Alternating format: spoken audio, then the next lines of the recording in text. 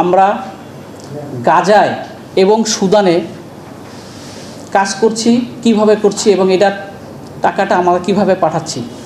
আমরা মাস্তুল ফাউন্ডেশন থেকে পরিষ্কার এবং সুস্পষ্টভাবে বলতে চাই, বাংলাদেশ সরকারের যে সমস্ত অথরিটিগুলো আছে টাকা পাঠানোর ক্ষেত্রে তাদের কাছে আমরা সম্মতি নিয়েছি এবং সম্মতিক্রমে এবং একাধিকবার আমরা তাদেরকে চিঠি দিয়েছি। যেমন আমি যদি বলি বাংলাদেশ ব্যাংক, আমি যদি বলি স্বরাষ্ট্র মন্ত্রণালয়, পররাষ্ট্র মন্ত্রণালয় সহ যে সকল প্রতিষ্ঠান এই সমস্ত এগুলো অনুমোদন দেয় বা তাদের সাথে পরামর্শ করে আমরা বাংলাদেশ সরকারের আইন মেনে আমরা কাজটা পরিচালনা করছি, যার একাধিক ডকুমেন্টস আমাদের কাছে আছে। আমরা তাদেরকে চিঠি দিয়েছি একাধিকবার, তাদের কাছে পরামর্শ চেয়েছি কীভাবে নেব।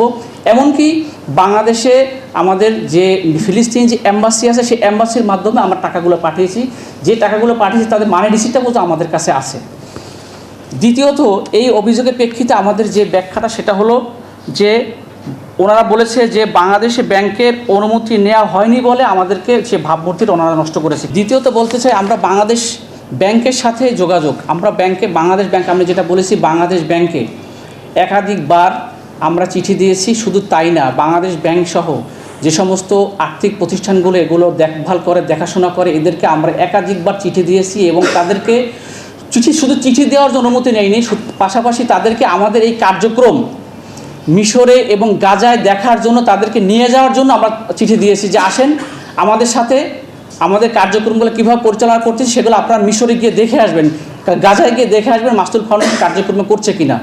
গভর্নমেন্টের বৈধ চ্যানেলে আমরা কাজগুলো করছি। একটা মানুষ যেভাবে গেলে যতটুকু বাংলাদেশ থেকে পাসপোর্টে করে ডলার নিয়ে যেতে পারে ততটুকু নিয়েই আমরা সে অনুযায়ী কাজটা করেছি। বাংলাদেশে যে ফিলিস্তিনি যে অ্যাম্বাসি দূতাবাস আছে, সেই দূতাবাসের মাধ্যমে আমরা টাকা পাঠিয়েছি, তাদের কাছে আমাদের টাকা দিয়েছি এবং তাদের টাকা পাঠিয়েছে, সেই রিসিপ্ট কপি, মানি রিসিপ্ট কপি আমাদের কাছে আছে।